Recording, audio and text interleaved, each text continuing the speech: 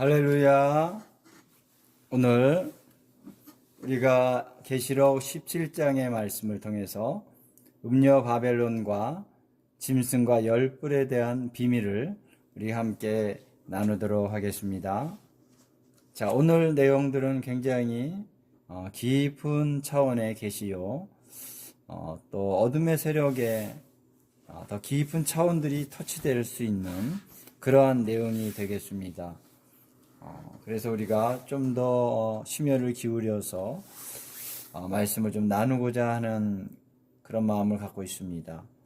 그래서 좀 깊이 있는 내용들이라서 우리가 좀 하나 성령님의 인도하심에 전폭적으로 의지하면서 이 말씀들이 풀어질 수 있기를 주님의 이름으로 축원을 드립니다.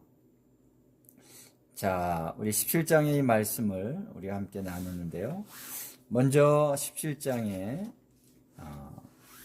1절부터 한 6절까지의 내용은 음녀 바벨론에 대한 어떤 부분의 개괄적인 계시가 되겠습니다. 자, 천사가 요한에게 와서 계시를 주고 있습니다. 7 대접을 가진 7 천사 중 하나가 와서 이리로 오라 하는 말을 했습니다. 이리로 오라고 하는 것은 어떤 계시적인 영역으로의 초청이라고 볼 수 있습니다. 더 차원이 다른 차원의 어떤 계시적인 영역으로 오라는 것이죠. 그랬을 때에 거기에 관련된 그런 환상이나 음성이나 그런 계시가 임하게 된다는 것입니다. 그래서 많은 물 위에 앉은 큰 음녀가 받을 심판을 내게 보이리라. 자, 그래서 이 천사가 요한에게 주고자 하는 계시의 내용은 많은 물 위에 앉은 큰 음녀에 대한 그가 또 받을 심판에 대해서 보이리라 하는 것이죠. 자, 그래서 이 내용을 우리가 17장에서 나누고 있는데요.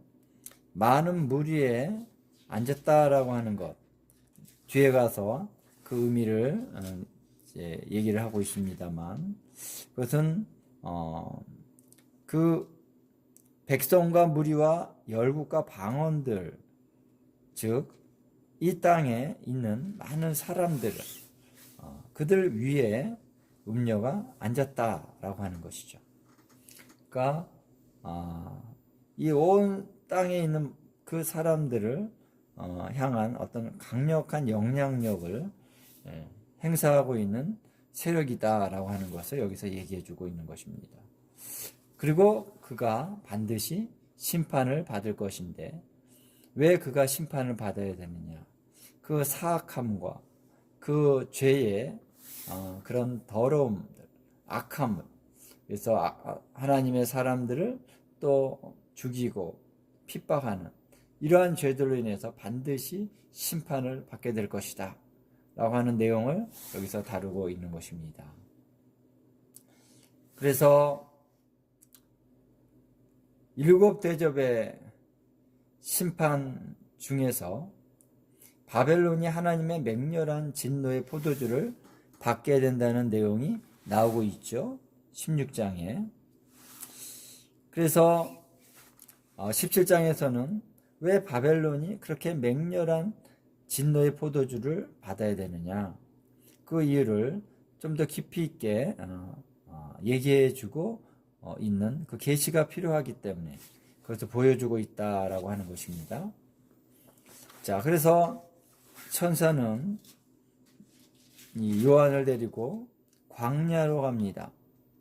그것은 그러나 성령 안에서 성령으로 가는 겁니다. 그래서 계시적인 차원 안에 영역 안에서 광야로 간다라고 하는 것이죠. 거기에 여자가 붉은빛 짐승을 탄 모습을 봤다라고 하는 것입니다. 그래서 그들의 악한 세력들에 대한 정체가 뭐냐, 그들의 본질이 뭐냐라고 하는 것을 깊이 있게 계시해 주는 대목인데, 여기에서 그 큰 음녀는 바로 짐승과 결탁되어 있다라고 하는 것이죠. 그래서 이러한 부분들을 계시해 주면서 이제 하나님께서 이들을 왜 심판을 하셔야 되는지, 그리고 그들의 정체가 무엇이고 그들의 죄악의 정도가 어떠한지, 이런 것들을 밝히 계시해 주고 있는 것입니다. 자, 우리가 그것을 알아야 되는 이유가, 이제 마지막 때는 이 악한 세력들이 더 강력하게 역사하기 때문에 우리 안에서 분별이 필요한 것입니다.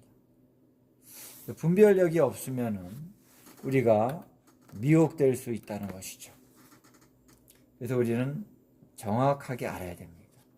그들이 이제 밝히 나타나는 그런 때가 되면은 그때 가서 우리가 뭔가를 준비하려고 그러면 이미 늦을 수가 있습니다.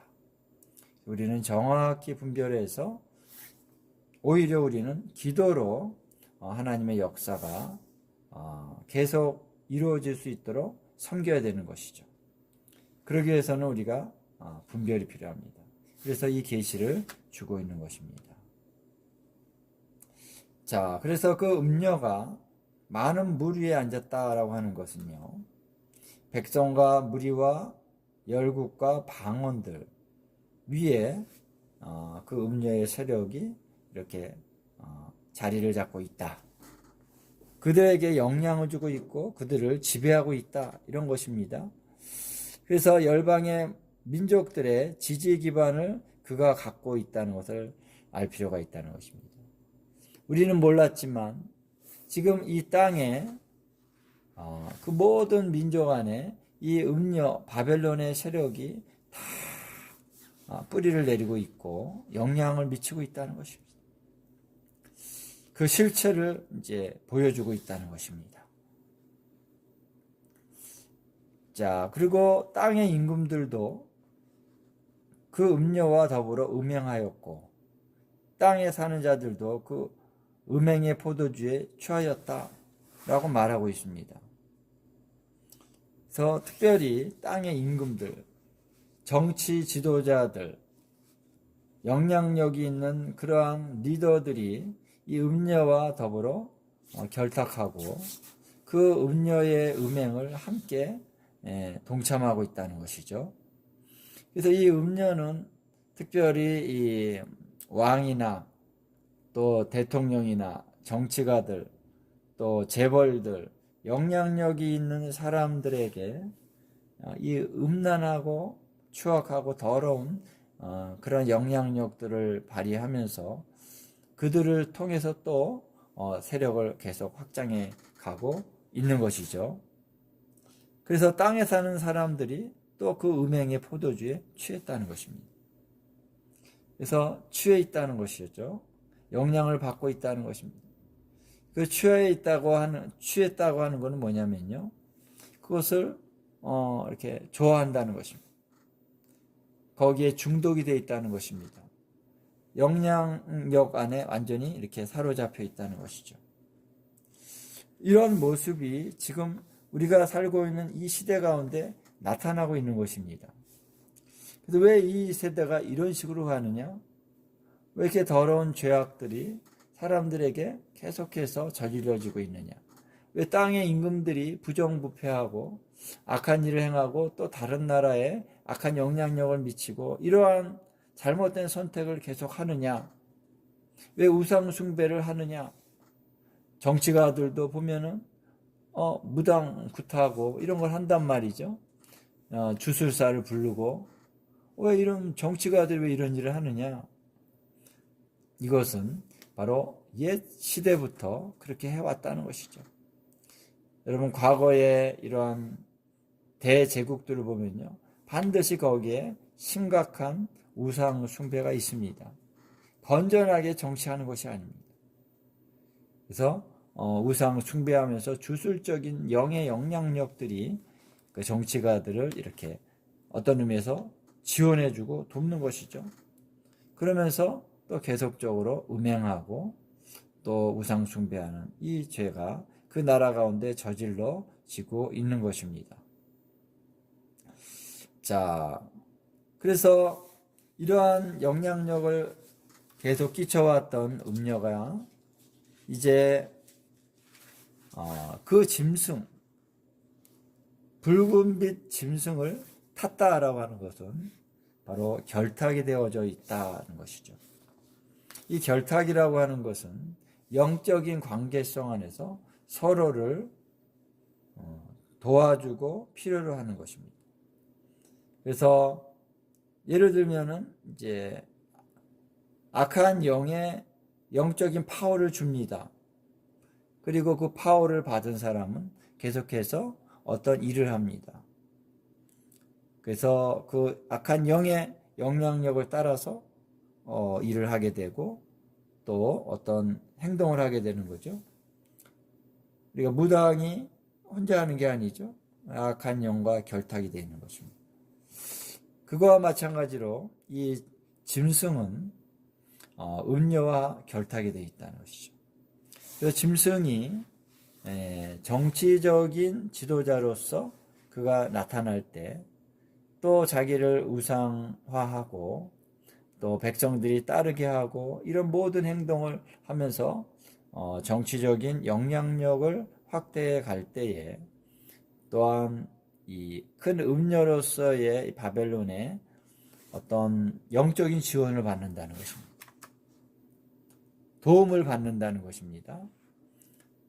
그렇기 때문에 이 둘은 서로 도와주고 협력하고 그런 어떤 결탁의 관계로 가고 있다라고 하는 것이죠. 그런데 보면은 음녀가 이 짐승을 탔다라고 하는 것이죠. 그래서 음녀가 원하는 대로 이 짐승은 이렇게 태워줍니다. 그리고 짐승은 음녀가 탔음으로 인한 여러 가지 영향력, 좋은 영향력을 또 그들이 원하는 영향력을 받게 된다라고 하는 것이죠.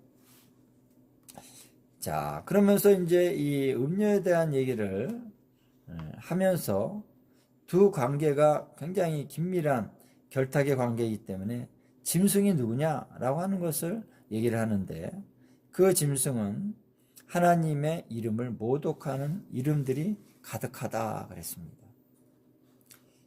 그래서 그는 붉은빛 짐승인데 하나님의 이름을 모독한다는 것입니다. 하나님을 모독하는 이름이 가득하다.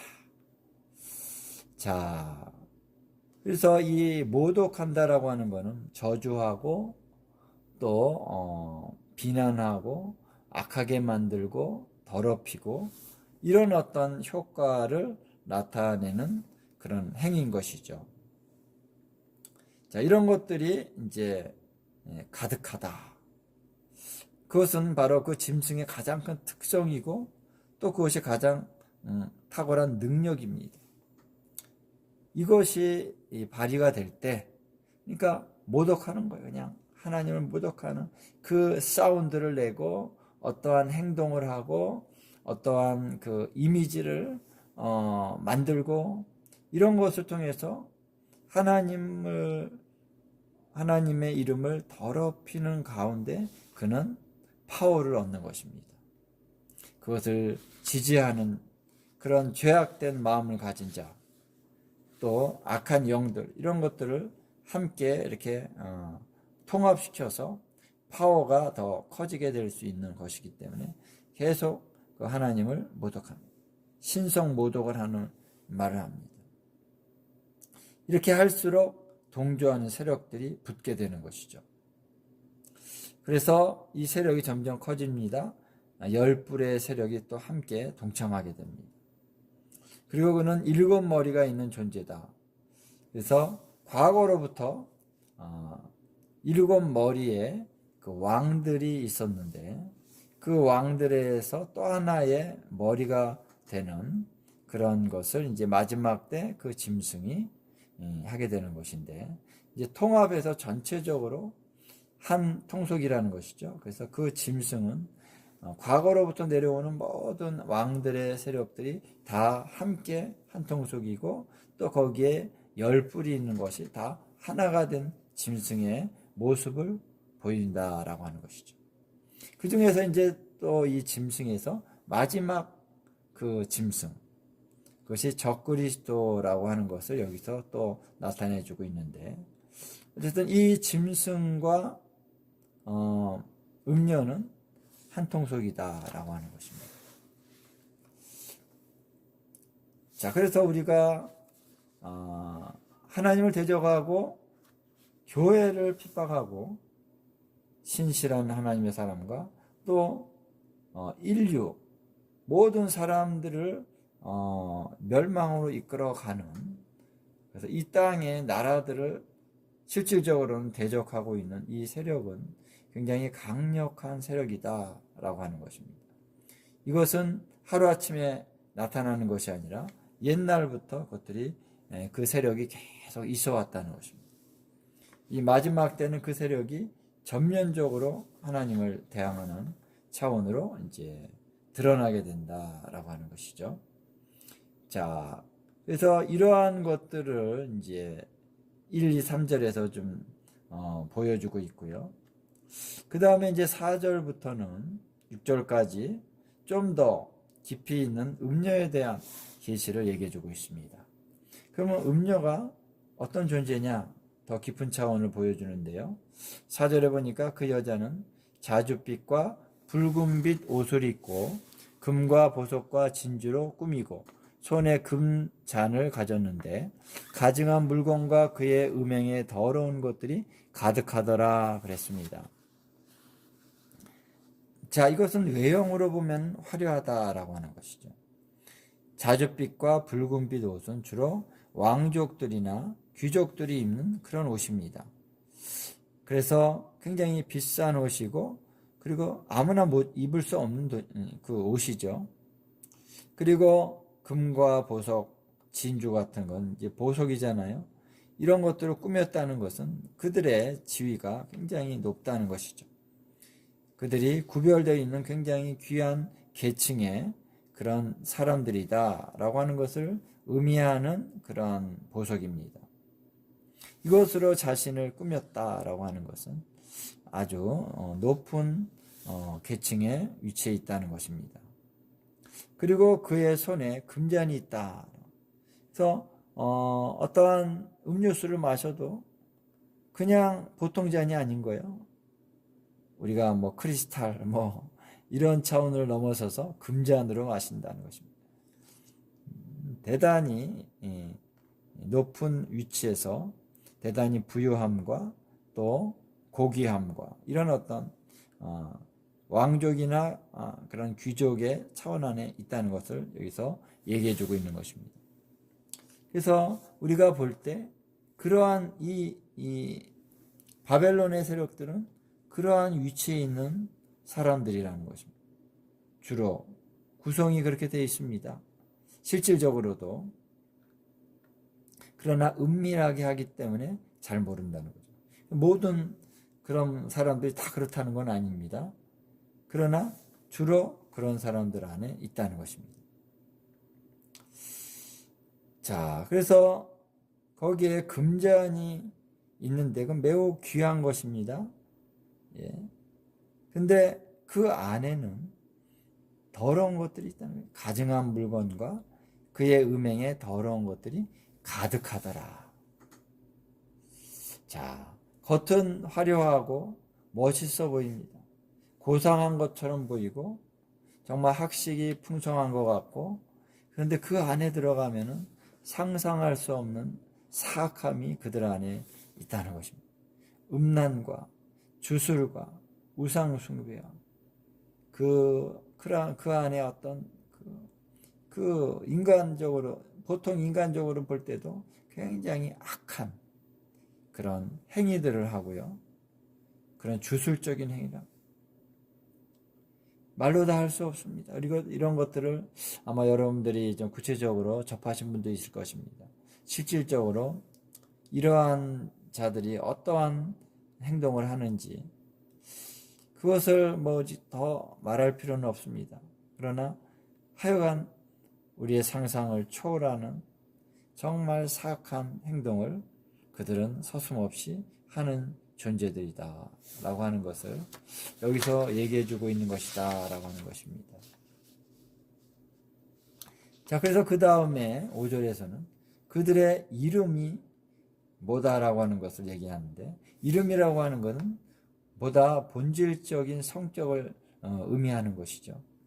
그냥 그들이 그냥 음행과 더러운 것들이 가득한 정도로만의 차원이 아니라 본질적으로 그들은 정말 사악함 그 자체의 어떤 본질을 갖고 있는데, 그 이마의 이름이 뭐냐면 비밀이라, 큰 바벨론이라, 땅의 음료들과 가증한 것들의 어미다, 이렇게 적혀 있다라고 하는 것입니다. 자, 여기서 비밀이라고 하는 것은 뭡니까? 그들의 존재는요, 굉장히 은밀하고 어두운 가운데서 활동을 하는 존재들이다 라고 하는 것입니다. 여러분, 선하고 아름다운 것을 왜 우리가 가립니까? 그건 드러내죠. 그런데 악하고 추한 것들은, 가증한 것들은 가리고 행하는 것이죠. 그래서 그들은 비밀이라고 하는 성격을 갖고 있는데, 그 성격의 중요한 부분, 바로 거짓과 술수, 주술, 이러한 어떤 요소들이 특징을 갖고 있는 것이다 라는 거죠. 그래서 또한 이름이 큰 바벨론이다 그랬습니다. 크다라고 하는 것은 보잘것없는 것이 아니라 굉장히 위대하고 크고 강력한 영향력이 있다는 것입니다. 그래서 우리가 잘 모릅니다. 바벨론의 실체 우리가 잘 모릅니다. 근데 이들이 얼마나 강력하고 얼마나 악한 영향력을 미치고 있는지 우리가 다 모른다는 것이죠. 그래서 여러분, 우리가 무당하고 우리나라에서, 또 미국에는 주술사들이 있고 마술사들이 있고 어느 나라든지 다 있잖아요. 이름이 다릅니다. 약간 성격이 조금 다를 수 있습니다만 그들의 본질은 다 똑같다는 것입니다. 그들이 바로 바벨론의 세력들이라는 것이죠. 그래서 그들이 이 주술적인 행위로 나라의 그러한 정치가들을 움직이고 영향을 줍니다. 우리가 잘 모르지만 그렇게 다 하고 있는 것입니다. 겉으로 드러나지 않지만 그런 영향력 안에서 사단은 이 모든 나라에 굉장히 강력한 영향력을 이렇게 주고 있는 것이죠. 그래서 이 사단의 세력이 이 온 땅에서 영향력을 끼치기 위한 그런 그들의 구조가 뭐냐면 바로 바벨론적인 이 주술적인 행위들을 통해서 그걸 움직이는 것입니다. 그래서 그들은 어떤 악한 영에 영감을 받는 것입니다. 그렇죠? 이렇게 해라. 그래서 사람들에게 도움을 주는 어떤 일도 합니다. 그래서 좋은 방향으로 갈 수 있도록 어떤 좋은 제안을 주기도 하고요. 능력을 주기도 하고요. 그러면서 그들의 마음을 계속 미혹해서 실질적으로는 그들을 조종해 가는 것이죠. 그래서 하나님을 대적하고 사단이 원하는 방향으로 전체가 움직일 수 있도록 하나의 큰 구조 가운데 움직이고 있다라고 하는 것입니다. 우리가 사탄의 왕국이라는 것이죠. 사탄의 왕국이 있습니다. 하나님의 왕국이 있습니다. 사탄이 통치합니다. 어떻게 해요? 그의 구조 가운데. 어떤 구조? 이 악한 영들을 이렇게 구조 가운데서 이렇게 일하게 합니다. 역사하게 합니다. 그래서 거기에서 어떤 높은 차원의 위치에 있는 그 세력들, 정사와 권세와 이 어둠의 주관자들과 하나에는 악한 영들이죠. 이러한 존재들이 바로 이 땅에서 움직이는 바벨론의 세력이다. 그 세력들은 사실 사람과 동떨어져 있는 게 아닙니다. 어느 사람들 안에서 역사하는 것이죠. 그들이 주술사예요, 마술사예요. 어떤 종교의 어떤 위치에서 높은 위치에서 그 종교적인 영향력을 발휘하는 그런 인물들이 전부 다 이 바벨론의 세력이고 그 배후에 악한 영들의 세력과 다 결탁이 되어 있다라고 하는 것입니다. 그래서 우리는 그 영향력에 대해서 그냥 우리가 구체적으로 잘 몰라요. 그러나 우리가 얼마나 많은 영향력을 받고 있는지 점점 영적인 차원을 우리가 알아간다면 이것을 더 알게 될 것입니다. 그래서 요한계시록을 통해서 이것을 적나라하게 드러내는 것입니다. 특별히 마지막 때에 어떻게 이들이 역사하고 이들이 어떻게 심판을 받는지 이것에 대해서 얘기를 하고 있습니다. 자, 이들의 사악함은 그 다음 6절에 보면은 또 나타나는데요. 바로 이 여자가, 그 음녀가 성도들의 피와 예수의 증인들의 피에 취했다 그랬습니다. 자, 피에 취했다라고 하는 건 뭐냐면요. 그 피를 많이 흘렸다는 것이죠. 그래서 많은 성도와 예수의 증인들을 죽였다라고 하는 것이죠. 자, 구약에 이세벨이라고 하는 인물이 선지자들을 많이 죽였습니다. 엘리야도 내가 너를 죽이리라. 엘리야가 피해갔습니다. 자, 그래서 하나님의 사람들이 이 이세벨의 영, 이 주술의 세력, 바벨론의 세력에 의해서 많이 죽임을 당하고 핍박을 당하고 또 공격을 받습니다. 이 영적 전쟁이 아주 치열한 것이죠. 예수의 증인들이, 성도들이. 자, 이 마지막 때 이러한 실체들이 더 분명하게 나타나고 드러나게 된다라고 하는 것입니다. 자, 그래서 그들이 많은 더러운 죄를 짓고 했지만 결정적으로 이들이 하나님의 그 심판을 받아야 되는 이유는 바로 성도들을 죽이고 예수의 증인들을 죽인다는 것입니다. 대적한다는 것입니다. 이스라엘을 대적한다는 것입니다. 자, 이란의 이 정부가 왜 지금 이렇게 미국이 공격합니까? 사실 본질적인 것은 그 이란의 정부는 굉장히 바벨론적인 세력들이 정권을 잡고 있는 것입니다. 그래서 어떤 목표를 갖고 있습니까? 이스라엘을 다 죽이려고 하는 것이죠. 그렇죠? 여러분도 아시다시피 이스라엘을 싹 쓸어버리려고 합니다.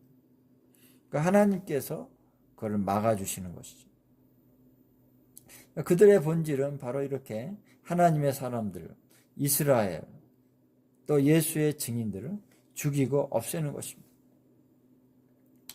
자, 그래서 이러한 사악한 그러한 세력들을 하나님께서 이제 반드시 심판하실 것이다 라고 하는 것을 여기서 얘기해 주고 있는 것입니다. 자, 그래서 이들이 이제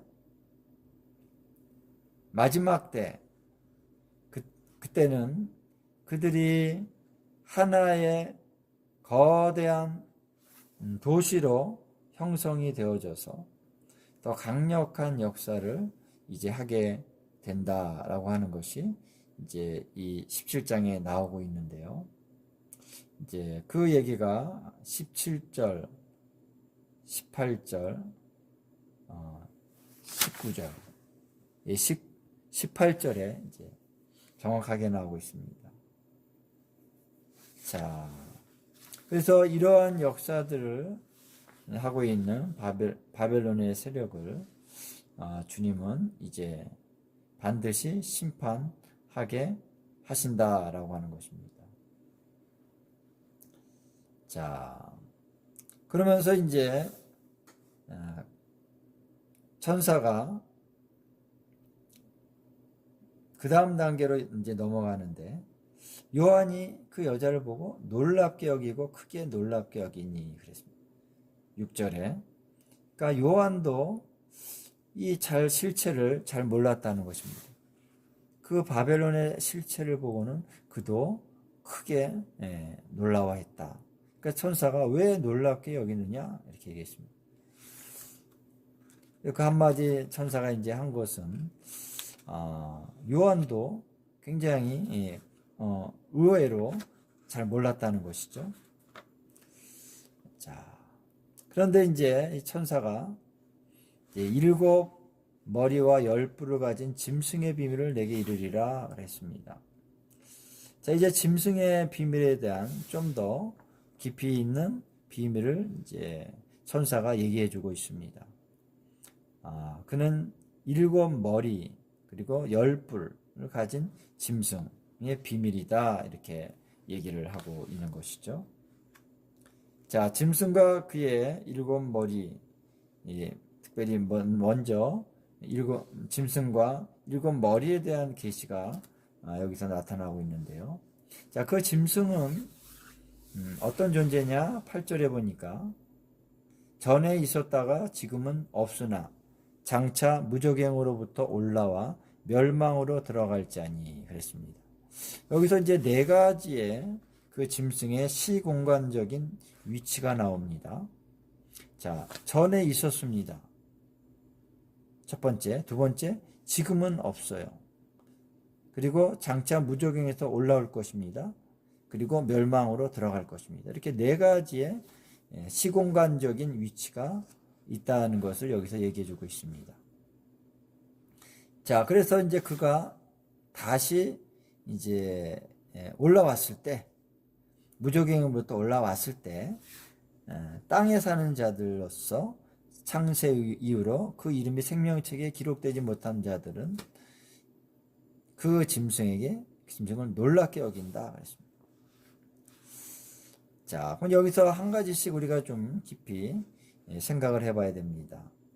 전에 있었다가 지금은 없으며 장차 무저갱에서 올라온다. 이것이 어떤 의미가 있는지 이거를 우리가 좀 깊이 이제 파악해 봐야 되는데요. 자, 그래서 일곱 머리라고 했을 때 여기에서 기준이 되고 있는 지금이라고 하는 기준은 바로 요한이 계시를 받고 있는 이 당시입니다. 이것을 1세기 말이라고 할 수 있죠. 1세기 말에. 자, 요한은 그때 땅에 있었습니다. 그래서 요한이 볼 때 지금은 없으나 그 전에 있었다는 것이죠. 그리고 장차 무저갱으로부터 올라올 것이다. 그래서 우리가 이 일곱 머리에 대한 얘기를 할 때 그 머리가 무엇인가 라고 하는 것을 여기서 설명을 해주고 있습니다. 그래서 구절로 좀 이제 가서 한번 보면요. 일곱 머리라는 뜻은 뭐냐면 여자가 앉은 일곱 산이다 그랬습니다. 그리고 또 일곱 왕이다 그랬습니다.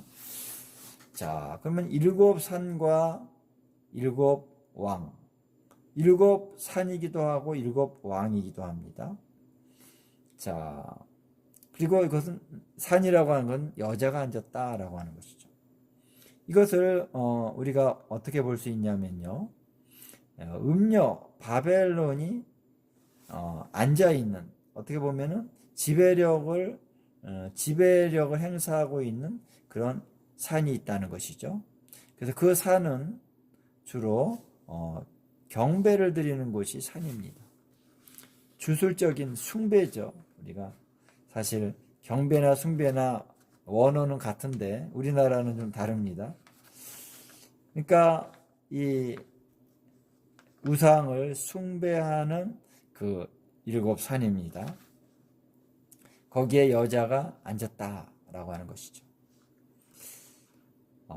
그래서 여자가 앉은 일곱 산이 있는데 과거에 그러한 일곱 산이 있었고요. 또 그것은 일곱 왕이다. 일곱 왕이라고 하는 것은 한 왕의 인물과 관련되기도 하지만 또 그 왕국이다라고 하는 것과 같이 우리가 생각해 볼 수 있습니다. 사실 왕과 왕국은 같이 가는 거죠. 왕이 없는 왕국이 있을 수가 없는 것이고 왕국이 없는 왕도 뭐 혼자서 뭐 왕노릇 하는 거 아니기 때문에 왕과 왕국은 같이 가는 것입니다. 자, 그런데 여기 보니까 이제 10절에 보니까 다섯은 망하였다 그랬습니다. 다섯은 망하였고 하나는 있고 다른 하나는 아직 이르지 아니하였다 그랬습니다. 이르면 반드시 잠시 동안 머무르리라 그랬습니다. 과거에 이제 요한으로 봤을 때 과거에 다섯 왕이 있었는데, 그리고 지금에 있는 그 왕국이 있다라는 것이죠. 우리가 그래서 이것을 우리가 좀 자세히 한번 생각해 본다면요. 예, 과거에 5개의 왕국이 있는데 그 왕국은 바로 여자가 앉은 7 산을 갖고 있는 왕국이다라고 하는 것이죠. 자, 그러면은 이 망하였던 5의 왕 혹은 왕국의 성격이 뭐냐면은 바벨론이 거기에 앉아 있어야 되는 그런 곳이에요. 그 산이 있는 바벨론적인 어떠한 주술적이고 우상 숭배를 하는 그런 시스템을 갖고 있는 그런 왕국이다라고 하는 것입니다. 자, 그리고 7 왕이 있다는 거예요. 7 왕이 있는데 통치자들이죠.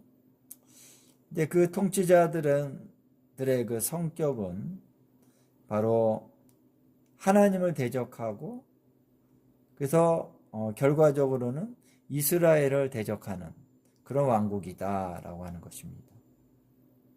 이러한 2가지 성격을 우리가 요약할 수 있어요. 하나는 바벨론적인 통치 시스템에 어떤 영향력이 있다.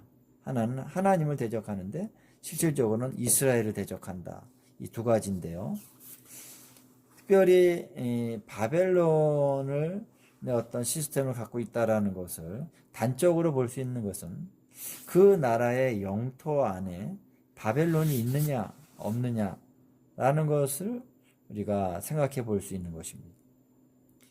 그래서 그 땅에 바벨론이 수도가 아니라도 바벨론이 있게 되면은 어떤 바벨론과의 결탁하는 영향력이 있다는 것이죠. 그리고 이스라엘을 대적하게 되는 것입니다. 자, 이런 어떠한 성격을 가진 과거에 망한 5 왕 혹은 왕국을 우리가 보면요. 첫 번째가 바로 고대 바벨론이죠. 뭐 후대 또 바벨론도 있었습니다만 느부갓네살이죠. 이제 바벨론이 함께 연결됩니다. 뭐 시기적으로 둘이지만 사실 그래서 이 바벨론 왕국이 바로 이 큰 바벨론이다라고 하는 거예요. 그래서 그들이 바벨론이라고 하는 이름을 쓰고 있는 이유는 뭐냐면 그들의 뿌리가 바로 바벨론이다라는 것이죠. 자, 그것을 제가 설명을 많이 안 했는데요.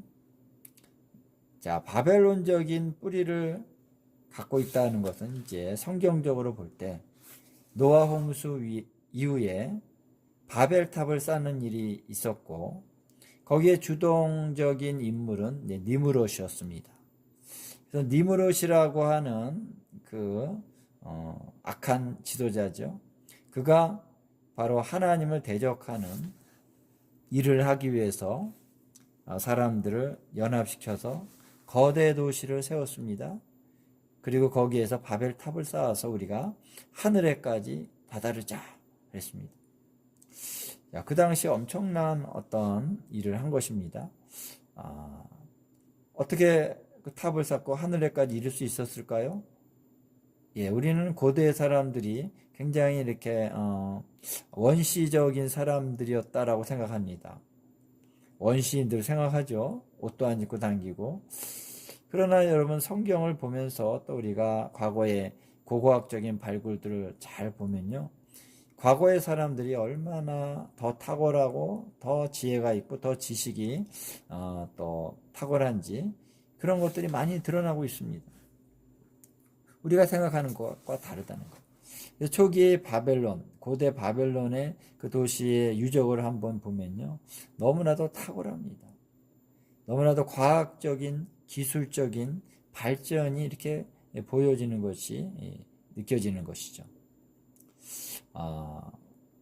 그렇기 때문에 이 바벨론이라고 하는 건 굉장히 탁월한 그런 거대 도시였는데 거기에 핵심적인 통치 구조가 뭐냐면요. 먼저 일곱 산과 같은 종교 시스템입니다.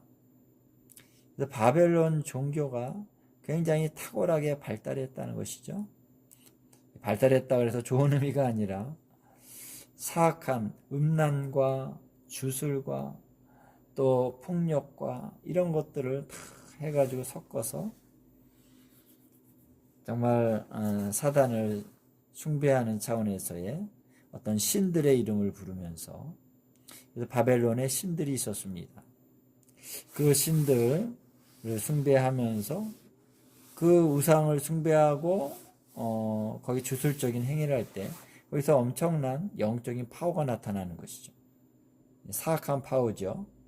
그래서 사람들의 마음을 사로잡고 사람들이 복종하게 되고 사람들이 하나가 되게 하고 그 힘이 바벨탑을 쌓아서 하늘까지 올릴 수 있다라고 하는 그러한 확신 가운데 그 일을 한 것입니다.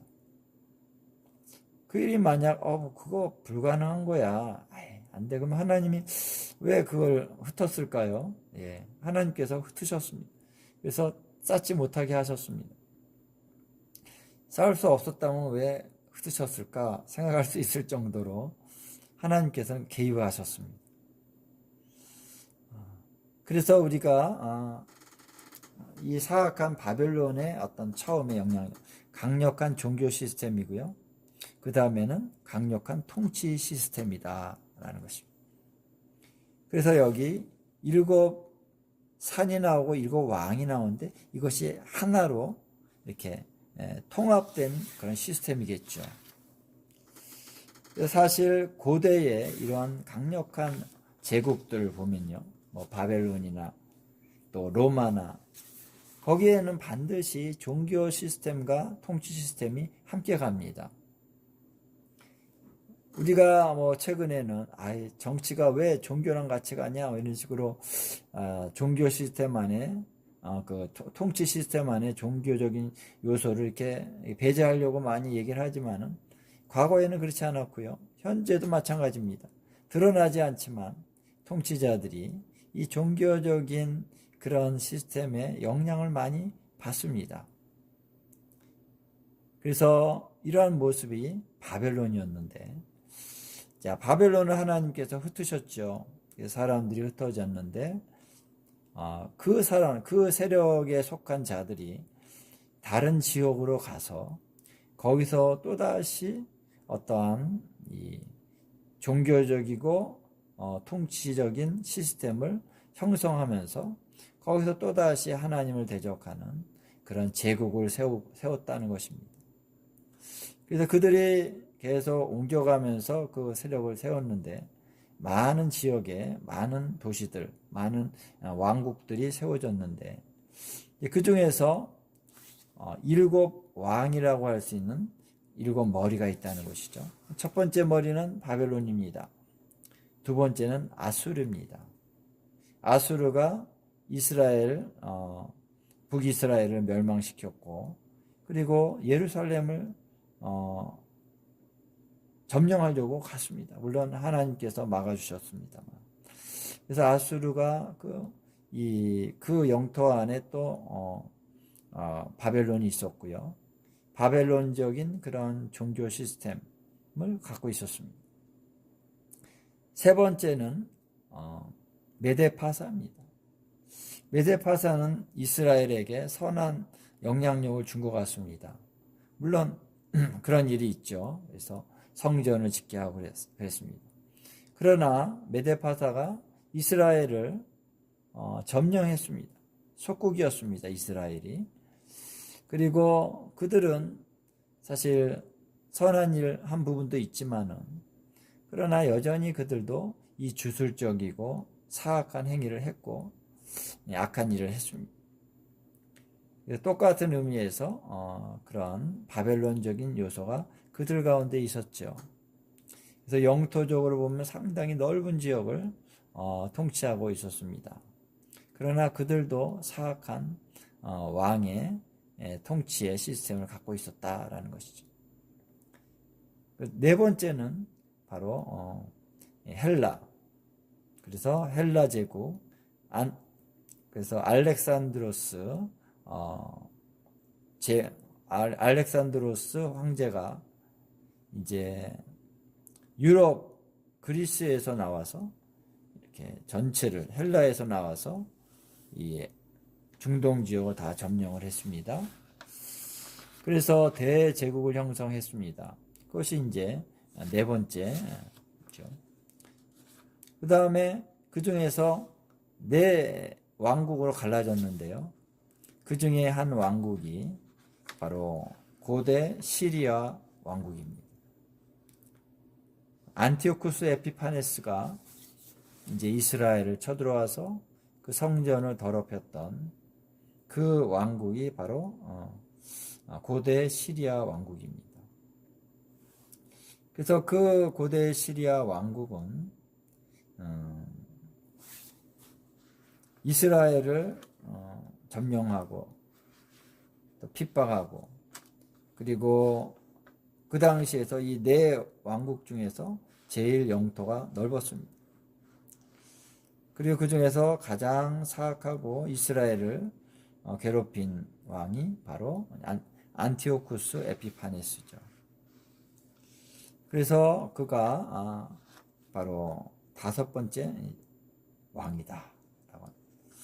안티오쿠스 에피파네스에 대해서 우리가 좀 더 주의를 집중해야 될 것입니다. 이제 또 얘기가 나오는데요. 자, 여기서 보면은 이제 과거에 다섯 왕이 있었다. 그리고 지금 있는 것은 하나, 지금 있다. 지금 있다라고 하는 것은 뭡니까? 하나가 있다는 것은 바로 요한 시대의 왕국. 어디입니까? 로마죠. 로마 왕국이 있었다. 그래서 지금 하나가 있고 다른 하나는 아직 이르지 아니하였으나 이르면 반드시 잠시 동안 머무르는 또 하나의 왕국이 있는데 그것이 일곱 번째죠.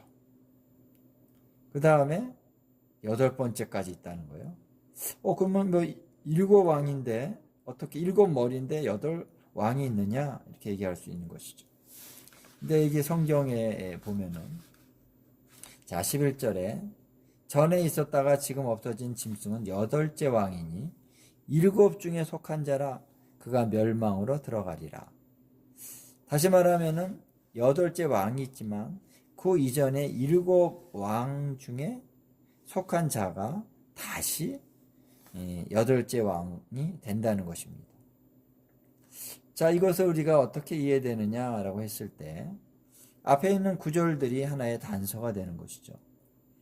자, 아까 읽었던 우리가 8절에 보면은 그 짐승은 전에 있었다는 것입니다. 그래서 지금은 없으나 장차 무정행으로부터 올라온다. 그래서 한 인물이 전에도 있었다가 다시 올라온다는 것이에요. 근데 여기서 보면은 이제 8절에서는 전에 있었다라고 하는 것은 지금 있는 로마 제국이 아니고 그 이전이라는 것이죠. 그래서 망하였던 다섯에 속한다는 것입니다. 그 중에 하나가 이제 있었는데 지금은 없어요. 근데 다시 이제 무적행에서 올라온다라고 하는 것입니다. 그래서 그가 올라와서 여덟째 왕이 된다. 여덟째 왕국이 된다라고 하는 것으로 이렇게 전체적으로 맞춰볼 수가 있습니다. 그렇죠? 정확하게 우리가 봐야 됩니다. 예.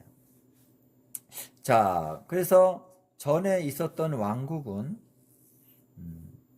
그러면 아까 우리가 쭉 얘기를 했죠. 바벨론, 또 아수르, 메데파사, 또 그 알렉산드로스, 그 헬라 왕국, 그 다음에 고대 시리아 왕국. 이렇게 5 왕국 중에 하나라는 것입니다. 자, 그러면 어딜까라고 하는 것을 우리가 좀 찾아야 되는 것이죠. 근데 여기에 계시록에서는 그가 누구인지에 대한 단서가 되는 구절은 나오지 않습니다. 그래서 계시록은 이제 그거를 뭐 얘기하진 않고 있어요. 어쨌든 이렇게 전체적으로 요약을 해주면서 8째 왕은 전에 있었다가 지금은 없어진 자다라는 거죠. 그러면 그는 어떤 성격이 있냐면요, 과거에 있었어요. 근데 그동안 요한 시대에는 어디 있었다는 것입니까? 이 말씀을 보면요, 무저갱에 있었다는 것입니다. 그렇죠? 그래서 무저갱에서 언젠가 다시 올라온다. 그래서 8째 왕이 된다. 이렇게 우리가 이해할 수 있습니다. 자, 복잡하죠? 여러분 성경을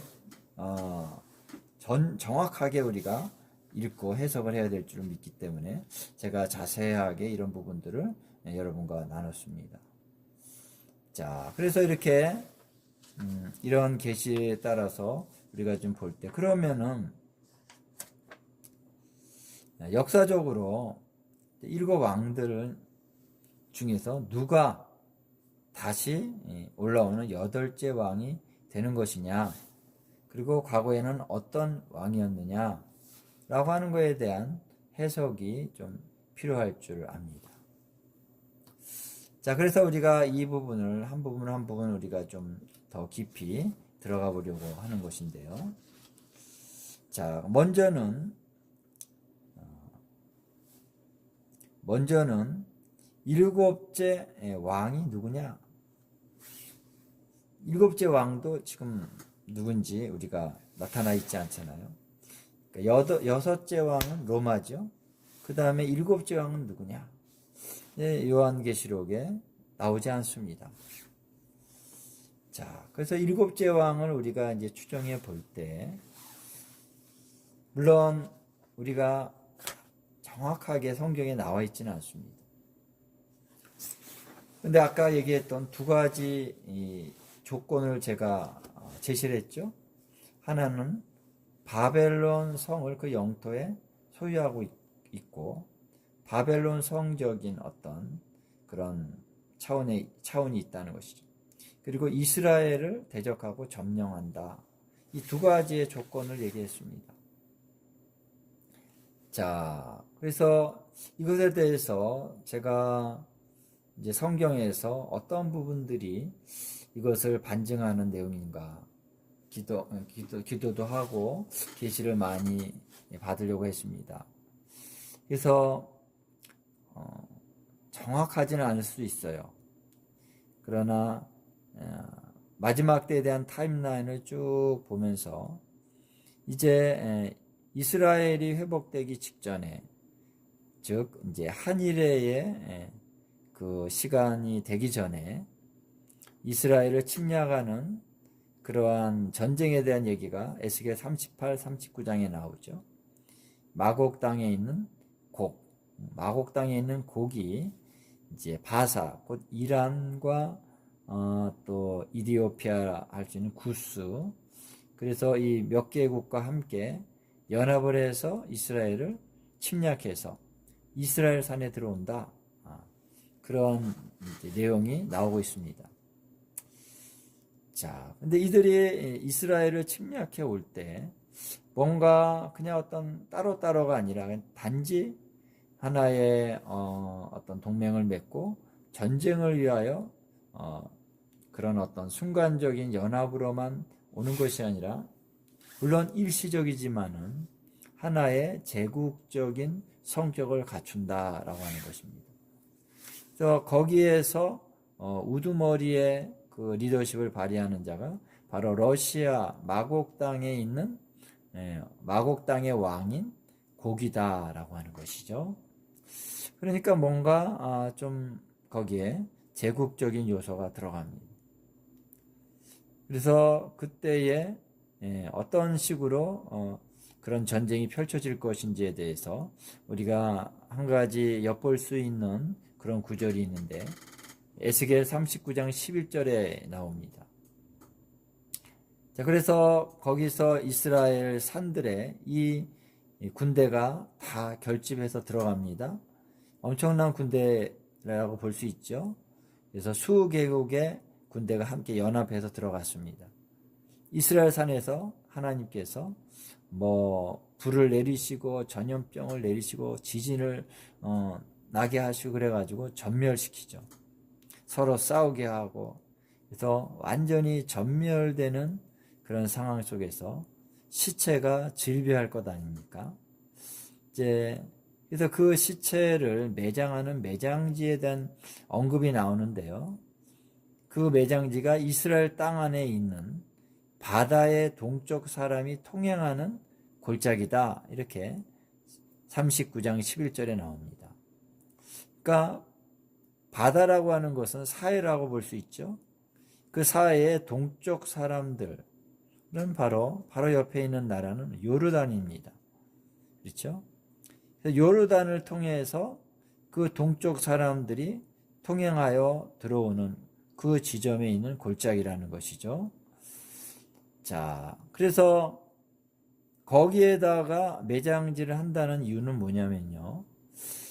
그들이 전멸해서 시체가 즐비하게 있는데 그 시체를 상당히 먼 곳으로 가져가서 매장을 하겠습니까? 그렇게 하지 않죠. 그렇게 하긴 참 어렵습니다. 시체인데. 그러니까 그들이 쳐들어온 그 지역에서 가까운, 그리고 아마 그들이 그곳으로 들어왔을 그 골짜기, 그 입구가 되는 그곳에 그냥 매장을 하겠죠. 멀리 떨어져 있지 않는. 그러니까 그 매장지가 바로 그들이 쳐들어왔던 입구였다, 통로였다라고 볼 수가 있는데, 그것은 바로 요르단과 접경된 그런 지역이었다라고 볼 수 있는 것입니다. 이해되시죠? 예. 그래서 요르단이라는 나라가 이제 군대를 파견하거나 그러지는 않았지만, 어쨌든 요르단이라는 나라가 이 고개의 무리들, 고개의 군대들과 함께 연합을 했다는 것이죠.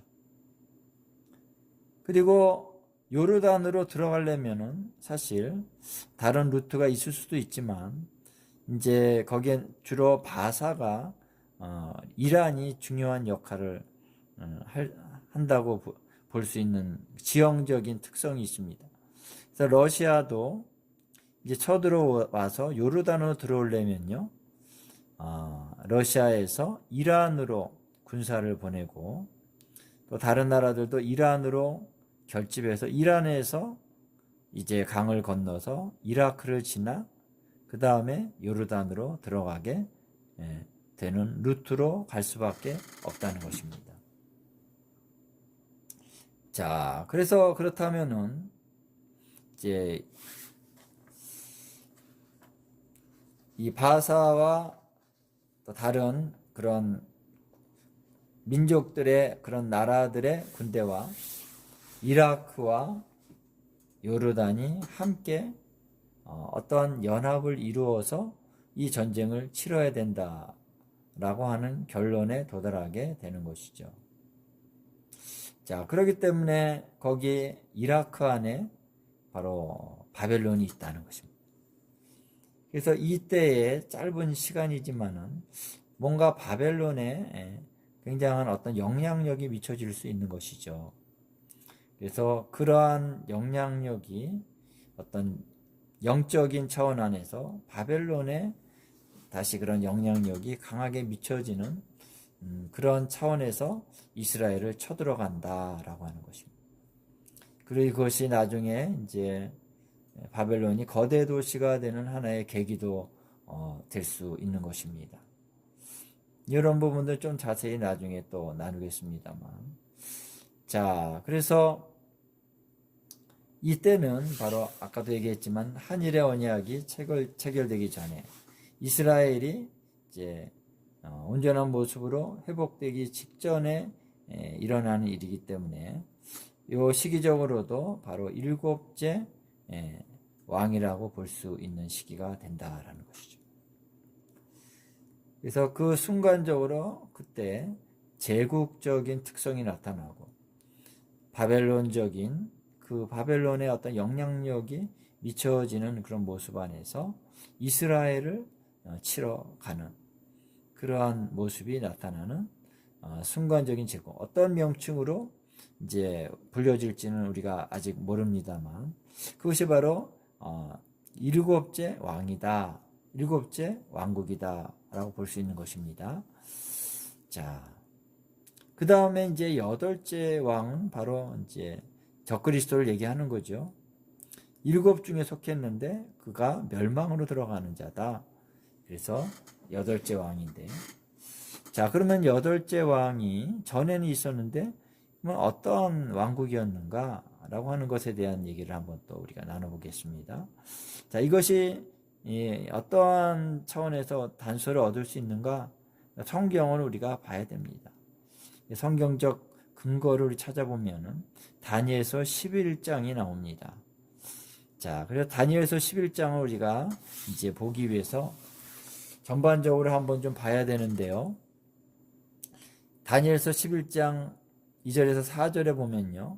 메데파사에 그런 왕들이 있었다. 그리고 그때 이제 마지막 왕이 헬라와 부딪히고 전쟁을 하게 됐죠. 거기서 이제 패하면서 알렉산드로스 왕이 이제 메데파사를 멸망시키죠. 그리고 세계 대제국을 이루게 됩니다. 그 얘기가 간단하게지만은 바로 이 다니엘서 11장에 나오고 있는 것입니다. 자, 그 다음에 이제 알렉산드로스 제국이 넷으로 나눠지게 되죠. 그래서 그 중에 북방 왕국인 고대 시리아 왕국, 이들은 셀레우코스 왕조입니다. 그리고 남방 왕국인 애굽이 플로테미 왕조입니다. 이 둘이 싸웁니다. 전쟁을 하는데 이 얘기가 바로 계시록 다니엘서 11장에 나오고 있는 것이죠.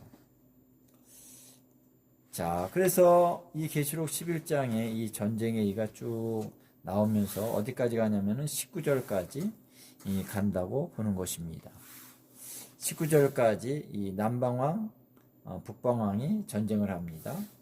여기에 보면 안티오쿠스 에피파네스가 있는 것이죠. 그래서 19절까지의 내용 가까이에 바로 안티오쿠스 에피파네스가 나온다라고 하는 것을 알 수가 있습니다. 나중에 또 우리가 얘기를 하고요. 또 전체적인 걸 보면은 이 구조를 보는 것입니다. 11장의 구조. 그 다음에 11장 20절에는 그 왕위를 이을 자라는 표현이 이제 나오고 있습니다. 그래서 왕위를 이을 자라고 하는 표현은요, 이제 어떠한 북방왕의 세력의 어떤 영향력이 끊어졌습니다. 그리고 나서 다시 그 왕위를 이을 자가 이제 나타난다는 것이죠. 그 다음에 그도 끊어졌습니다. 그리고 21절에 또다시 그 왕위를 이을 자 또 나옵니다. 그래서 21절에는 그 왕위를 이을 자가 아주 비천한 자, 교활한 자다, 뭐 이런 이제 표현을 하는데 그가 바로 적그리스도라고 하는 것을 알 수가 있습니다. 마지막 때 적그리스도. 예, 그래서 21절부터 마지막 45절까지 쭉 나오는데 거기에 그 비천한 왕이라고 표현한 왕이 뭐 죽었다든가 사라졌다든가 교체됐다든가 이런 얘기들이 전혀 없습니다. 그래서 전체 내용이 다 바로 마지막 때 적그리스도에 대한 얘기다라고 말할 수 있는 것이죠. 자, 그래서 그러면은 이제 20절에 그 왕위를 이을 자 그는 누군가? 이런 질문을 할 수가 있습니다. 그래서 그는 바로 고대 시리아 왕국이죠. 그 왕국의 계보를 잇는 자다. 그리고 그 지역에서 일어나는 왕이다 라고 볼 수 있는데, 역사상 딱 한 번 그런 일이 있었습니다. 지금까지 딱 한 번, 1920년에 다마스커스를 수도로 해서 파이살 1세가 왕이 됩니다. 그리고 명칭을 시리아 아랍 왕국이라고 붙이죠. 그 시리아 왕국이라는 그 명칭을 붙인다는 거예요.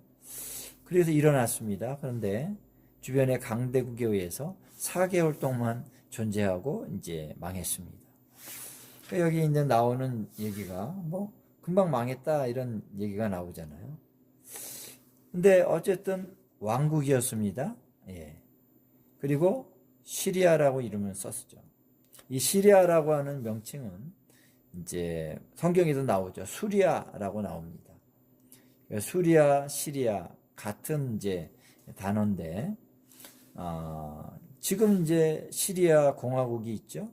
그 시리아가 바로 거기에서 온 것입니다. 그래서 수리아, 시리아. 그래서 왕국이었는데 고대 시리아 왕국, 그것이 로마에 의해서 이제 망하죠. 그러나서는 로마의 한 지역 명칭으로 이제 수리아라고 하는 명칭이 쓰입니다. 그래서 예수님이 오실 당시에 그 수리아라고 나옵니다. 누가복음에 보면. 그러니까 그 지역은 그때는 하나의 지역명이다라고 하는 것이죠. 자, 그런데 이제 1920년에 왕국이 세워졌다는 것입니다.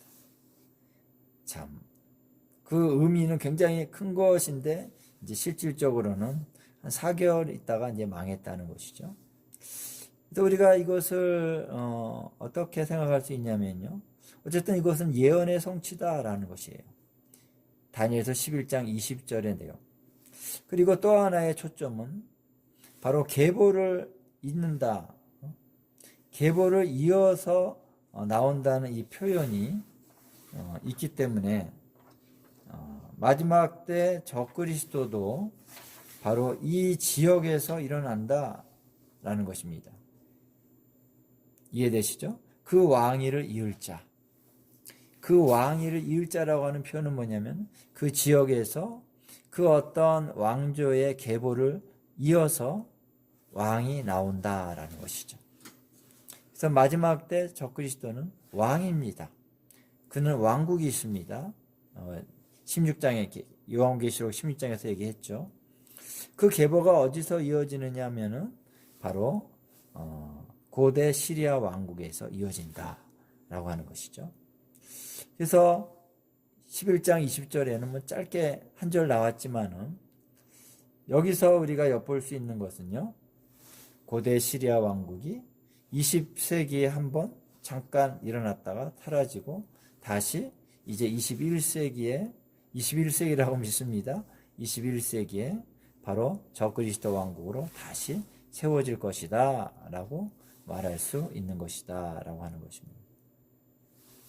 자, 그러면 여기서 그건 누가 다시 이제 무저갱에서 올라오는 짐승이냐 라는 얘기를 이제 다니엘서에서 우리가 찾아보는데요.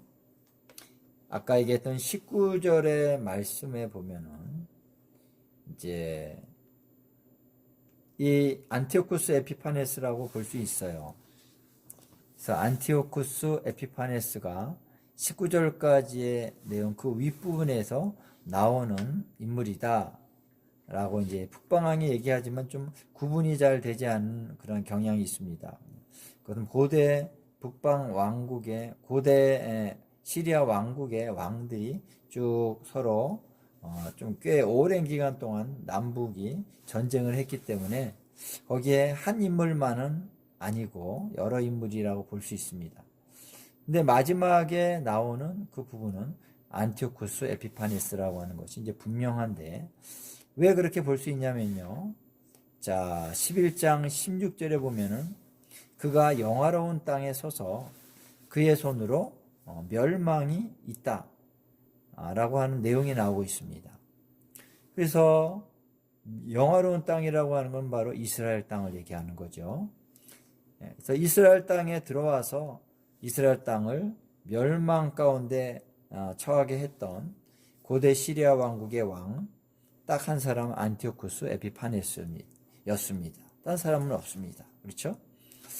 그래서 그가 그 성전을 더럽히고 거기에 제우스 신상을 세우고 막 돼지피를 뿌리고 이런 일을 했죠. 그래서 마카비 형제가 일어나서 백성들이 대적하고 싸우고 하면서 쫓아내긴 했습니다만 꽤 오랜 기간 동안 이제 그 고대 시리아 왕국의 그 군대가 와서 이스라엘을 압제했습니다. 많은 사람들을 죽이기도 하고요. 성전을 더럽히기도 하고요. 그런 일을 했던 것이죠. 자, 그래서 그러한 구절이 있다라고 하는 것을 볼 때에 바로 그가 안티오쿠스 에피파네스다라고 하는 걸 알 수가 있습니다.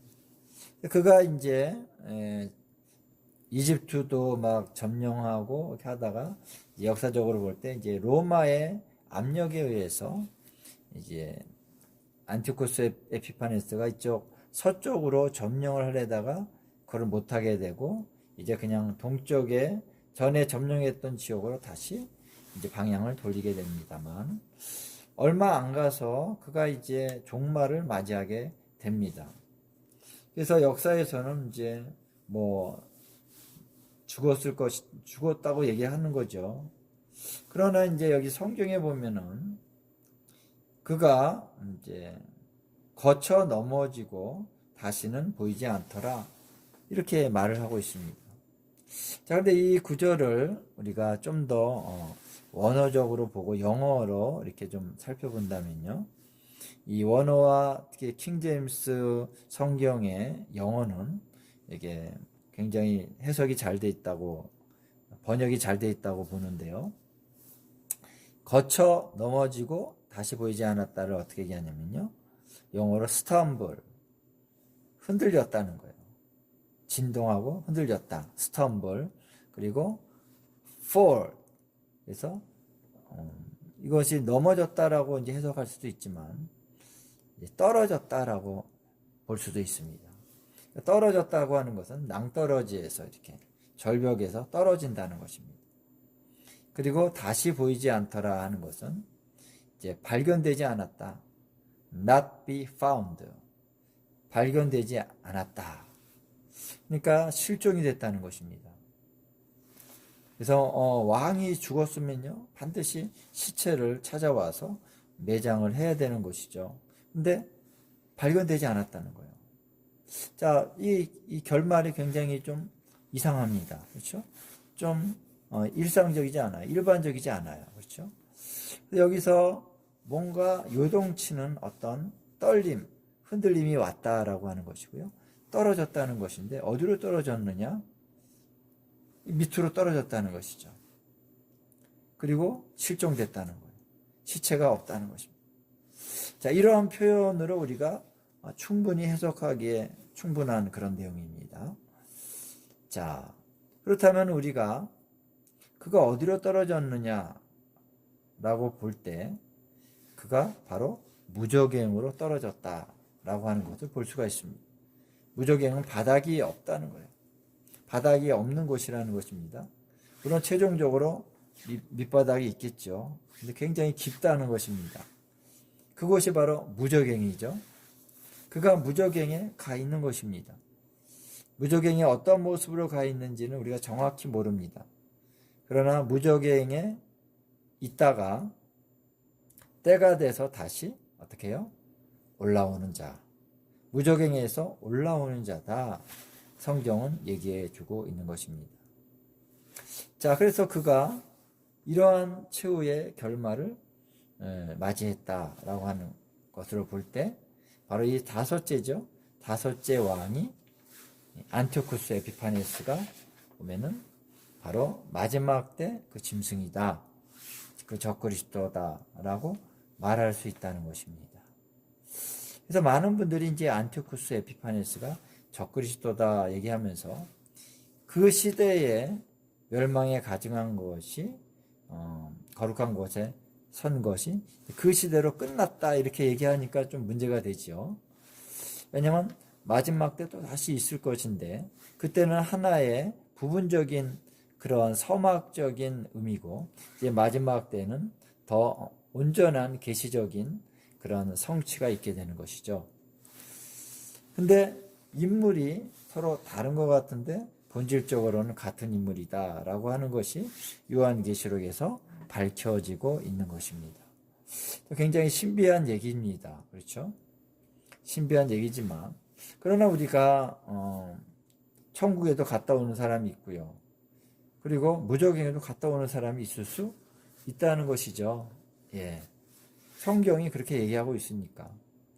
그래서 보통 사람들은 태어나는데 이 적그리스도는 무적행에서 올라온다 그랬습니다. 자, 그래서 무적행에서 올라오니까 뭐 막 천사냐 이렇게 생각할 수가 있습니다. 그래서 요한계시록 9장에 나오는 그런 다섯째 나팔 사건에서 그 황충과 함께 나오는 황충의 그런 우두머리 대장을 그 이제 나오잖아요. 그가 바로 이제 무적행의 천사다 이렇게 나오니까 그가 바로 적그리스도다 이렇게 얘기를 하는데 자, 그것은 좀 안 맞습니다. 적그리스도는 왕입니다. 실질적인 왕으로 통치하는 그러한 사람의 모습을 가진 그런 왕이지 그가 어떤 천사의 존재는 아니라는 것이죠. 그래서 우리는 분명하게 해야 됩니다. 확실하게 됩니다. 이렇게 얼떨결에 그 의미를 마구잡이로 붙여서는 안 되는 것입니다. 그래서 적그리스도는 사람이고 북방 왕이었다는 것입니다. 그가 다시 와서 왕이 된다라는 것이죠. 예. 자, 그래서 여기까지 이제 우리가 짐승에 대한 그리고 일곱 머리에 대한 계시를 우리가 함께 나눴죠. 그 다음에 열뿔은 무엇인가? 열뿔에 대한 얘기가 나오는데요. 자, 열뿔은 열왕인데 12절에 아직 나라를 얻지 못하였으나 다만 짐승과 더불어 임금처럼 한동안 권세를 받으리라. 그래서 적그리스도와 함께 그 마지막 그 시대에 하나의 왕국을 이제 통치하는 왕들이다라는 것입니다. 그래서 짐승과 함께 한동안 권세를 받는데 그들은 한 뜻을 가지고 자기의 능력과 권세를 짐승에게 준다는 것이죠. 그래서 짐승과 그의 왕국과 더불어서 함께 가지만 짐승에게 그 능력과 권세를 다 준다는 것입니다. 그래서 짐승의 왕국의 예속이 돼서 함께 가는 그런 존재들이 된다는 것이죠. 이제 열뿔이 어떤 나라냐? 그건 우리가 성경적으로 나와 있지 않기 때문에 우리가 예상할 수가 없습니다. 어느 왕국일까? 근데 이제 다니엘서를 보면은 북방 왕이었잖아요. 그래서 적그리스도가 북방 왕이라고 나오는 것은 뭐냐면요. 북방 세력들 중에 이제 최고 지도자라는 것입니다. 그러니까 그 열뿔의 나라들과 함께 북방 세력을 형성하고 또 대항하는 남방 세력은 이집트를 중심으로 해서 남쪽 나라들이 또 결집을 한다는 것이죠. 그렇게 볼 수 있습니다. 자, 그렇다면은 이 열뿔의 나라는 주로 북쪽에 있는 나라, 어디를 중심으로? 이스라엘을 중심으로 해서 북방이라는 거라고 볼 수 있죠. 그러니까 북방에 있는 나라. 그래서 이제 적그리스도의 나라가 아까 얘기했던 고대 시리아 왕국의 그런 영토와 바로 같은 그 지역에서 시작된다라고 봤을 때 그것은 지금 시리아나 터키 동남부 요쪽이 하나의 근거지가 돼서 적그리스도의 왕국이 형성된다라고 볼 수 있습니다. 그래서 터키나 지금 말하는 튀르키예죠. 튀르키예나 시리아 그쪽이 바로 적그리스도의 왕국이 세워지는 중심지가 될 것이다 볼 수가 있고요. 열불도 바로 그 북쪽 그 지역을 중심으로 하는 나라들이 될 것이다 라고 볼 수가 있는 것입니다. 자, 그래서 디테일한 부분들은 우리가 성경적으로 이제 확실하게 나오지 않았기 때문에 더 자세히 알기가 쉽지는 않습니다만, 자, 이것들을 이제 성경을 통해서 우리가 하나하나 고찰하고 이제 연구해 가는 것이죠. 자, 그래서 이 짐승은 열불과 함께 연합되어서 간다. 짐승의 뿔, 능력이 되어주는 그런 왕국들이 10개가 있다는 것입니다. 그래서 그들이 이제 어린 양과 더불어 싸우거니와 그랬습니다.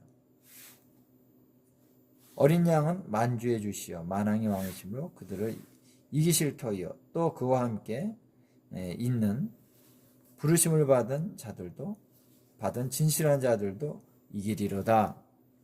그래서 이 열불이 어린 양을 대적합니다. 그래서 그것의 중요한 행위는 이스라엘을 쳐들어가는 것이죠. 그래서 큰 환란을 일으키는 것입니다. 그래서 한 이레의 절반에 이스라엘을 쳐들어가서 예루살렘의 멸망에 가증한 것을 거룩한 곳에 세우고 거기서 예루살렘을 짓밟는다 그랬습니다. 그래서 많은 예루살렘의 사람들, 거민들과 또 다윗의 그런 자손들, 이스라엘 사람들이죠. 그를 죽인다는 것입니다. 그때에 또 예루살렘뿐만 아니라 유다에까지 그것이 미치리라 그랬죠. 그것이 큰 환란입니다. 그때 많은 사람들이 이제 산으로 도망간다 이렇게 얘기를 하고 있습니다. 그날에 그래서 그 환란이 엄청 크다는 거예요. 그래서 큰 환란, 전무후무한 환란이 일어난다. 그래서 얼마나 많은 유대인들이 죽게 되는지 우리가 다 알 수 없습니다만 이제 우리 스가랴서에 보면 13장 마지막에 보면요. 그 전체적인 그 기간 안에라고 보는데요. 3분의 2가 죽는다는 것입니다. 그리고 3분의 1은 연단을 받아서 이제 하나님의 백성이 된다. 3분의 1의 이스라엘 사람들이 남은 자가 돼서 그들이 이제 다시 이스라엘로 돌아와서 예루살렘에 들어오는 것이죠. 예루살렘에 와서 그들이 이제 천년왕국의 하나님의 백성들로 그리스도의 백성들로 이제 살아가게 되는 것이죠. 그래서 그때 약속이 성취되면서 이스라엘이 회복이 되고 천년왕국이 회복이 되고 그때 그리스도께서 이 땅에서 통치하시는 왕으로서 이제 역사하시고 그리고 휴거된 자들이 그리스도와 함께 통치하는 일이 일어나게 되는 것입니다.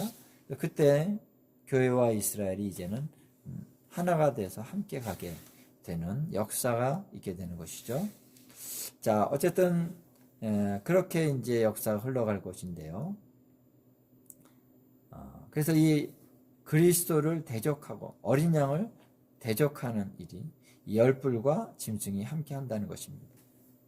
자, 여기서 한 가지 더 얘기가 또 진행되어야 되는 것은 뭐냐면요.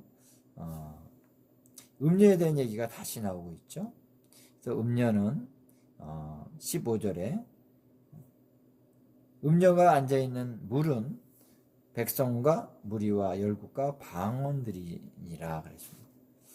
그런데 이제 거기서 한 단계 더 나가서 내가 본 이 열불과 짐승은 음료를 미워하여 망하게 하고 벌거벗게 하고 그의 살을 먹고 불로 아주 사르리라 그랬습니다. 처참한 모습을 보이고 있는데요. 자, 이 내용을 아마 한번 제가 나눈 적이 있습니다만 다시 한번 이것들을 보면은 이 구절과 바벨론의 멸망에 대한 얘기를 쭉 나눴던 18장 8절이죠. 8절의 내용은 동일한 설명이 나오고 있다는 거예요. 그래서 음료를 미워하여 망하게 하고 망하게 한다는 것이 여기서는 사망 이렇게 나오죠. 그 다음에 벌거벗게 하고 그것이 애통함, 그 다음에 살을 먹고 흉년, 그 다음에 불로 아주 살리라, 불에 살라지리니, 이 네 가지가 동일하게 나옵니다. 그래서 17장에는 이제 요한이 본 거예요. 그렇죠? 환상으로 본 겁니다. 근데 이 환상에 대한 해석의 내용이 바로 18장에서 다시 한번 구체적으로 나오고 있다라는 것이죠. 그래서 바벨론이 1시간에 심판이 이르렀다. 그 1시간에 망한다는 것입니다. 바벨론이 1시간 만에 망하는데, 그때에 사망과 애통함과 흉년과 불로 살라지는 이러한 역사가 일어나서 바벨론이 불타오른다는 것이죠. 그렇게 망한다는 것입니다. 자, 근데 거기에 바벨론을 멸망시키는 주체가 누구냐? 열불과 짐승이다 라고 하는 것입니다. 예. 왜 열불과 짐승이 처음에는 결탁돼서 음녀와 함께 이렇게 결탁돼서 활동을 했는데, 왜 음녀를 이렇게 멸망시키고 죽이느냐? 그 이유가 뭘까? 그 부분은 우리가 좀 나눠야 될 것이라고 보는데요. 그것에 대해서 제가 16장을 하면서 조금 언급을 했습니다. 다시 한번 좀 설명을 하자면은, 자, 6째 대접의 심판이 부어졌을 때 큰 강 유브라데 강이 이제 마릅니다. 그래서 동방에 오는 왕들의 길이 예비되었더라 이렇게 얘기했습니다. 자, 실제로 이제 그 과거의 역사를 얘기하는 분들을 보니까요, 이제 과거에 바벨론이 고레스 왕에게 이제 멸망을 당했는데, 그때 바벨론이란 그 성이 굉장히 견고했고, 거기 이 유브라데 강이 흘렀다 그럽니다. 강으로 흐르고 있기 때문에, 감히 이제 밖으로 해서 강이 흐르기 때문에 쳐들어올 수가 없다라고 생각했다는 거예요. 근데 고레스 왕이 그 강을 흐르지 못하게 해가지고 물이 이제 들어오지 못하게 했는데, 그거를 이 바벨론의 그 세력 왕이 그거를 점검을 하지 못했다는 거예요. 안일하게 그냥 방관했다는 거죠. 그래가지고 물이 없으니까 쉽게 쳐들어가서 이제 삽시간에, 그때도 굉장히 빠르게 바벨론이 점령당하고 무너졌습니다. 아마 과거와 이제 마지막 때 바벨론 멸망은 굉장히 비슷한 형태로 나타나게 될 것이라고 볼 수 있는데요. 자, 그래서 이 물이 흘러오지 않기 때문에 바벨론이 어떠한 방어를 할 수 있는 시스템이 약화되어 있다는 것입니다. 그때 이제 동방에서 오는 왕들이 길이 예비되었는데, 그들이 누구냐 했을 때 바로 적그리스도의 그 세력, 바로 짐승과 열불의 그런 왕들이 먼저는 바벨론을 이때에 점령하고 이때에 멸망시킨다는 것입니다. 그 다음에 이들이 이제 거기서 끝나는 것이 아니라 또 이제 개구리가 전 세계 천하 왕들에 가서 이제 해서 그 다음 단계로 이제 아마겟돈으로 모이게 되는 것이죠. 그러나 여기서의 그 초점은 바로 여기 성경에 나오지 않지만 바로 바벨론의 멸망과 관련이 있다라고 볼 수 있는 것입니다. 자, 왜냐하면은 18장을 보면요, 18장 8절에서 아까 얘기한 것처럼 이런 똑같은 이제 17장 내용과 똑같은 차원에서의 멸망이 이루어진 것은 열불과 짐승에 의한 멸망이죠. 근데 그 다음에 나오는 멸망은, 자, 21절에 보면은 힘센 천사가 큰 맷돌을 같은 돌을 들어서 바다에 던지면서 큰 성 바벨론이 이같이 비참하게 던져져 결코 다시 보이지 아니하리로다. 이렇게 말을 하고 있습니다. 자, 이 내용을 우리가 보고 16장에 가서 일곱째 대접의 심판을 보면 큰 지진이 난다 그랬죠. 그래서 큰 성이 세 갈래로 갈라지고, 그리고 뒤에 가서 맹렬한 진노의 포도주 잔을 받는다 그랬습니다. 자, 이 큰 지진이 일어나서 성이 갈라진다면 어떤 일이 일어납니까? 지진이 일어나면 쓰나미가 몰려옵니다. 쓰나미가 왔을 때 갈라지니까 어떻게 해요? 그 성이 완전히 바다에 덮쳐진다는 것입니다. 갈라진다는 건 땅이 가라앉는다는 것입니다. 해수면보다 더 낮아질 수 있다는데, 지금 이제 바벨론 그 지역을 보면은 굉장히 좀 낮습니다. 해수면하고 지금은 높지만 이제 그것이 갈라지면 해수면보다도 더 낮아져서 그 지역에 바다가 덮칠 수 있다는 것이죠. 그래서 바벨론이 1차적으로는 짐승과 열불에 의해서 멸망당하고 불타버립니다. 초토화되는데 거기에 다시 지진이 일어나면서 바다가 덮쳐버린다는 것이죠. 그래서 보이지 않게 되는 차원까지 완전히 멸망당한다라고 볼 수 있는 것입니다. 그렇죠? 18장과 17장, 16장을 쭉 연결해 보면요. 이게 바벨론이 그렇게 멸망을 당한다라고 하는 것을 엿볼 수가 있게 된다는 것입니다. 자, 그래서 이제 16장에 나오는 그런 이제 여섯째 대접의 심판에 나오는 유브라데 강이 이제 말라버려서 동방에 오는 왕들, 이거를 바로 바벨론을 멸망시키는 열불과 짐승의 침략과 관계되는 계시라고 우리가 볼 수 있다는 것입니다. 거기서 여섯째 대접에서 이러한 침략이 있고, 일곱째 대접의 심판에서 바다로 완전히 내려앉는 일들이 일어나는 것입니다. 이것이 뭐 이렇게 뚝 떨어져 있는 것이 아니라 그냥 금방금방 일어나겠죠. 그것이 뭐 뚝 떨어져 있겠습니까? 18장을 보면은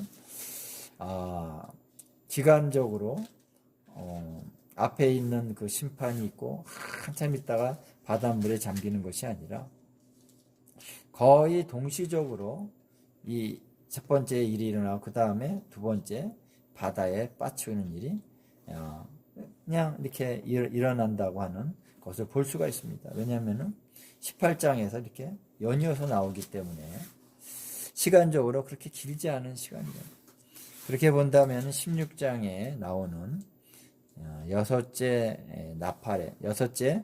대접의 심판은 바로 그 윗부분은 열불과 짐승이 바벨론을 멸망시키는데 초점이 있다라는 것을 우리가 알 수가 있는 것이죠.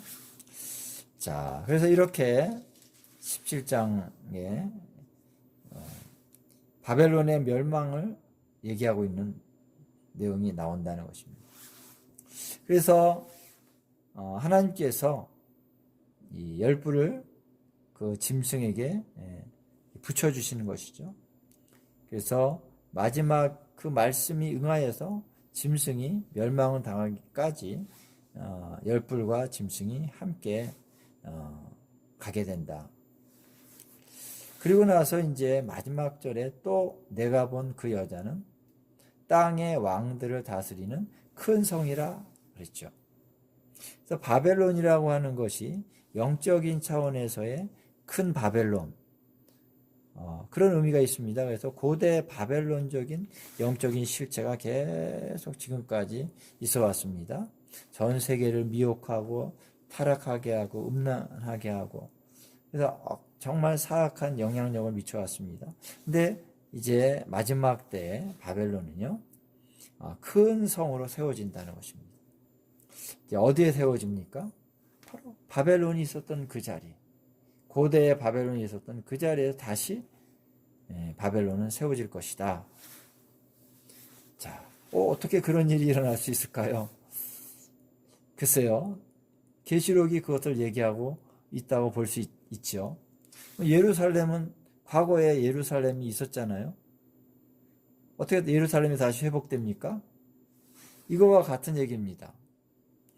물론 예루살렘이 다시 회복될 것이라고 믿지 않는 사람도 있어요. 지금 예루살렘이 있지만 그냥 똑같은 다른 이방의 도시나 이방의 나라와 똑같이 이스라엘이 있다. 그래서 예수님이 재림하여 오시면 똑같이 이제 끝나고 그냥 이런 식으로 아는 사람도 있습니다만, 이스라엘은 다시 회복된다라고 하는 것은 분명한 성경적인 예언을 바탕으로 하고 있습니다. 다시 성전 제사가 있는 그런 성전이 세워지고요. 그 다음에 이스라엘이 다시 돌아옵니다. 전 세계에서 이스라엘 백성들이 돌아와서 과거와 같은 이스라엘 왕국, 이스라엘 나라가 다시 세워집니다. 그래서 왜 이스라엘이 세워져야 됩니까? 예수님이 재림하셔야 되기 때문에 이스라엘이 세워져야 됩니다. 왜냐하면 예수님이 왜 이스라엘이 세워진 다음에 재림하십니까? 하나님의 예언의 성취가 있어야 되기 때문에 그렇고요. 예수님이 이 땅에 오실 때는 왕으로 오시는데 왕을 맞이할 수 있는 백성이 있어야 됩니다. 할렐루야. 그래야만 예수님이 재림하십니다. 우리가 휴거되고 부활의 몸을 입은 사람들만 있어서는 안 돼요. 이 땅에서 아직 부활의 몸을 입지 않은 백성들이 있어야 됩니다. 그들이 예수님을 왕으로 모셔야 되는 그러한 사명을 갖고 있는 백성들이다. 그들이 있어야 됩니다. 그래서 여러분, 굉장히 중요한 것입니다. 이스라엘이 회복되는 건 굉장히 중요한 것입니다. 그래서 예루살렘이 다시 있어야 된다는 것입니다. 그와 마찬가지로 마지막 때에 하나님의 역사가 이루어지기 위해서는 바벨론이 다시 큰 성으로 다시 세워져야 된다라고 하는 것이죠. 그래야만 하나님이 바벨론을 완전히 멸망시킬 수가 있는 거잖아요. 흩어져 있으면은 쉽지 않잖아요. 하나님의 전략은 이 거대 도시, 큰 성으로 바벨론의 그 사람들을, 그 세력들을 다 모읍니다. 거기서 완전히 멸망당하고 심판을 받도록 하시기 위해서 한 성으로, 큰 성으로 모이게 하시는 거죠. 그래서 여러분, 바벨론은 어떠한 영적이고 실제적인 어떤 영향력을 미치는 세력입니다. 그래서 그러나 또한 땅의 왕들을 다스리는 큰 성이기도 하다는 것, 같이 간다는 것입니다. 할렐루야. 그래서 우리가 주님을 믿는 이스라엘, 또 그리고 하나님의 백성, 우리도 사실은 이스라엘에게 속한 하나님의 백성이죠. 이 백성들이 열방에 흩어져서 이스라엘이 많은 영향을 미쳤습니다. 그러나 언젠가는 하나님이 그들을 다시 고토로 돌아가서 이제 예루살렘 또 이스라엘 나라를 세워서 성전도 세우고 하는 것처럼 이제 흩어져 있는 바벨론적인 세력들이 다시 그 큰 성에 모여서 그들의 주술적인 행위를 강력하게 할 것입니다. 다시 그 바벨론의 종교 시스템과 통치 시스템을 다시 회복해서 큰 성을 세운다라고 하는 것입니다. 그래서 하나님이 이제는 때가 되면 그들을 완전히 멸망으로 가게 할 것이다 라는 것입니다. 할렐루야. 그래서 이것이 이제 17장의 바벨론에 대한 계시였습니다. 기도하겠습니다. 하나님 감사합니다. 오늘 우리에게 요한계시를 통해서 약의 실체들을 드러내 주셔서 우리가 어떻게 분별하며 어떻게 기도하며 어떻게 대항하여 나가야 될지를 인도해 주심을 감사드립니다. 주님, 최종적으로 주님은 반드시 승리할 것입니다. 우리도 주님 안에서 반드시 이길 것입니다. 주님, 우리가 이제 미혹되지 않고 우리가 대항하여 갈 수 있는 지혜와 계시와 지식과 또 믿음이 견고히 설 수 있는 저희가 되게 하여 주시옵소서. 할렐루야. 이를 이루실 주님의 이름을 찬양드리며 예수님의 이름으로 기도하옵나이다. 아멘.